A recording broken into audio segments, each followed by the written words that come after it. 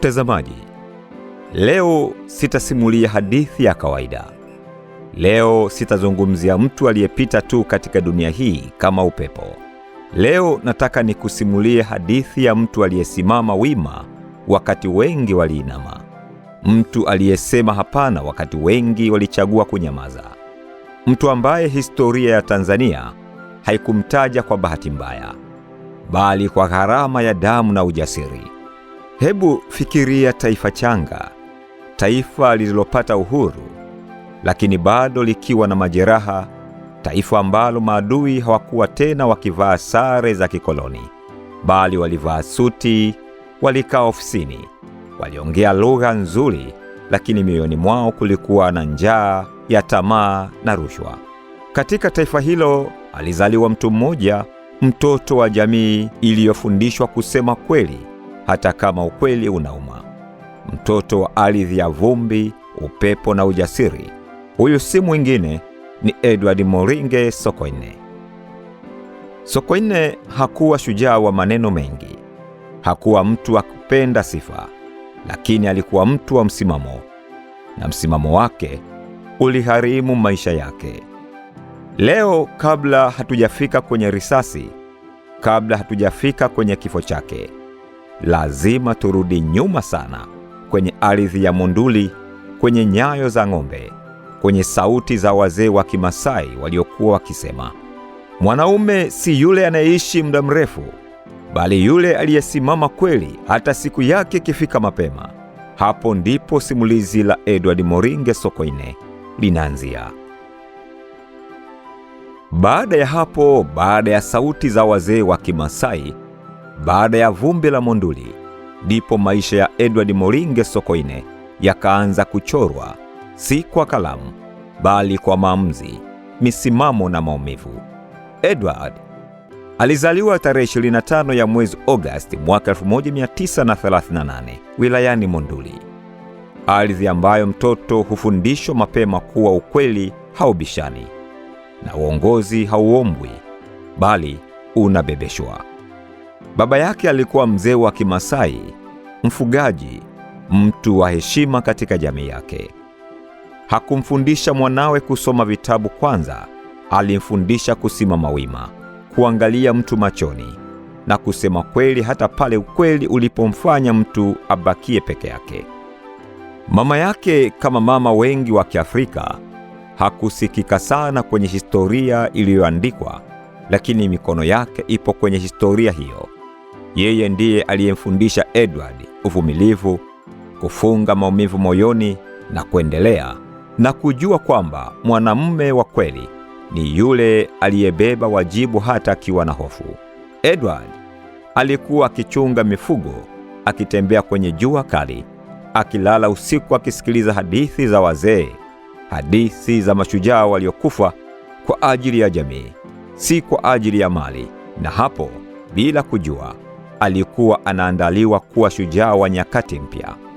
Siku ilipofika akaingia shule ya msingi Monduli, hakukuwa na barabara nzuri, hakukuwa na viatu vizuri, lakini alikuwa na ndoto kubwa. Alitembea umbali mrefu kwenda shule, akikaa darasani akiwa amechoka, lakini macho yake yakikaa wazi.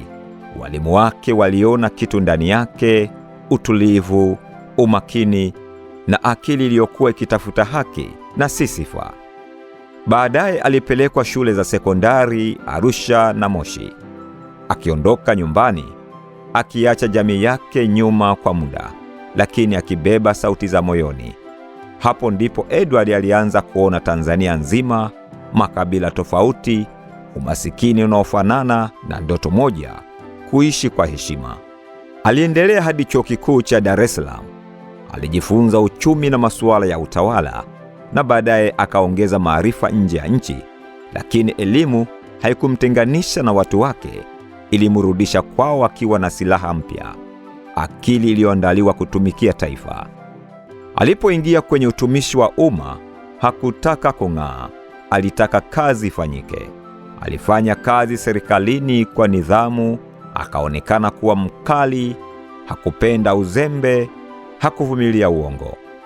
Watu walimwogopa, lakini walimheshimu.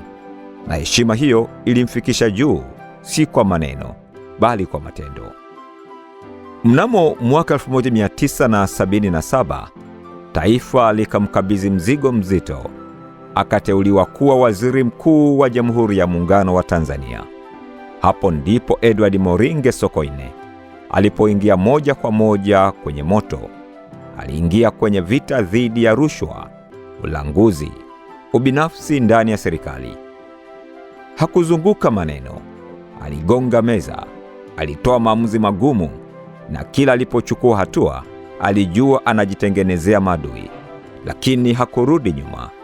Alikuwa anaamini jambo moja tu: taifa haliwezi kujengwa kwa woga. Kadiri alivyopambana na uovu, ndivyo vitisho viliongezeka, lakini hakubadilisha ratiba, hakubadilisha misimamo yake, hakubadilisha njia. Wale walioumia kwa ukweli wake walianza kupanga kimya kimya, na Edward akaendelea na kazi. Mtazamaji, ikumbuke kwamba mashujaa hawachagui namna ya kuondoka. Mnamo tarehe 12 ya mwezi Aprili ya mwaka 1984, Edward Moringe Sokoine hakuwa amevaa silaha, hakuwa amekimbia adui, hakuwa anajificha. Alikuwa kazini, akiwa njiani kutekeleza wajibu wake kwa taifa. Gari alilokuwa amepanda likapata ajali mbaya sana. Hakukuwa na risasi, hakukuwa na kelele za vita.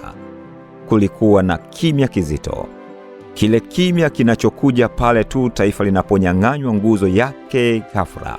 Habari zilipotangazwa, Tanzania ilisimama. Watu hawakuamini, walikaa kimya, wengine walilia kimoyomoyo, si kwa sababu tu kiongozi amekufa, bali kwa sababu moyo wa uadilifu ulikuwa umepoa ghafla. Edward Moringe Sokoine aliondoka bila kuaga, lakini aliacha mfano wa uongozi usioogopa, somo la kusema kweli bila kujali gharama, alama isiyofutika katika historia ya Tanzania. Hakufa vitani, lakini aliishi maisha ya mapambano. Na katika kipindi cha mashujaa wetu, Sokoine anakumbukwa si kwa namna alivyokufa, bali kwa namna alivyoishi. Aliishi kwa haki, aliishi kwa nidhamu, aliishi kwa ajili ya wengine, na hilo ndio jambo gumu kuliko yote. Mtazamaji, hadi kufikia hapa tunafikia tamati ya kumwangazia Edward Moringe Sokoine. Hakika amekuwa kiongozi wa mfano, kiongozi wa kuigwa, kiongozi ambaye anaishi katika nyoyo za watu wengi wa Kitanzania, kiongozi ambaye amebeba alama ya viongozi waadilifu wa Afrika. Hakika ataendelea kuwa mfano na ataendelea kuwa kivutio kwa vijana wanaopenda haki. Kwa heri kwa sasa.